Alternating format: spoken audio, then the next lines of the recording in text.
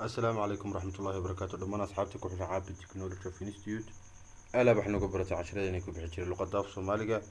waxay noo sii socday kooraskiina kuwiik book inagu cashirka horeeyay soo sameynay discount kasta macmiil lagu sameeyo maanta waxaan isleeyahay qaabka qarashaadka loo bixiyo ama expenses marka koobaad software-keena aynu soo kacsanaynaa waxaynu oranaynaa banking waxaynu oranaynaa rate check halka waxaynu oranaynaa akoonkaad ka dooranaysaa lacagta kugu jirto inka waxay ku jirto 12,250 halkan waxaad oranaysaa waa shirkadaad ku bixinaysaa ama halkaad siinayso orderka xunaysa heeko garamayo oray heeko waynu baraynaa heeko waa funder oo service bayna siisay leedka waad ku sii bixinaysaa macluumaadka informationka shirkadda oo kayd oranaysaa expensive badan dooranayna items dooranayna expensive badan dooranayna expensive markaan doorano waxaan oranaynaa muxuu heeko inoo qabatay utility leed bayna siisay leedkii ma oranaynaa amountigiisu imisay ahayd $100 baynu oranaynaa meemadana waa raacinaysaa waxaad oranaysaa electric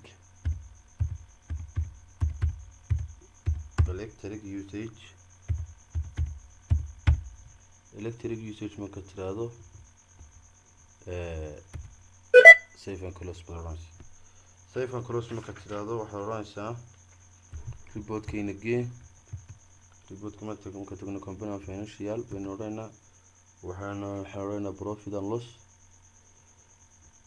and loss inagee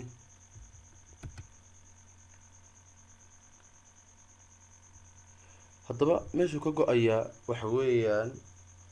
ama lacagtiina ay ka go'aysaa waa gross profitka ama yuu ka go'ayaa gross profitku haddaba ka go'ay waxa weeyaan lacagteeni waa kan tan waa qiimaha inagu joogtay haddaba gross profitku waa kan uu ka go'ayo waa faa'iidadeeni saxda ahayd $756 oo inoo sii qoran tahay haddayna imika heeko sii gallo heeko telesamsad haddaba heeko inoo baadh tan waa faa'iidadeeni saxda ahayd ayay inoo sheegaysaa dib inooga celi report company financial profit and loss utility water $100 ayaan bixinay leed yaan siina check baad qortay heeka siisay leed baad ka isticmaashay $100 haddaba shaqaale caadiga mushaharka ma siin karayna shaqaale caadiga marka mushaharka siina halkan baynu tegaynaa banking rate check baynu oranaynaa cash akoonkeena intaas ay nagu jirtaa halkan maxaan oranaynaa shaqaalihii magaciisii geli maxamuud waxaan oranaynaa maxamuud caabi garan maayo buu oranaya waynu baraynaa maxamuud caabi waa employee waa shaqaale haye aad foomkiisii baad sii buuxinaysaa ninka shaqaalaha haye expensive baad dooranaysaa akoonkaad ka baxayso waxa weeyaan kiraabi nagu lahaa rent expensive kiradu nagu lahaa waa imisa waa $120 haye meemadu waa maxay waa guri kiro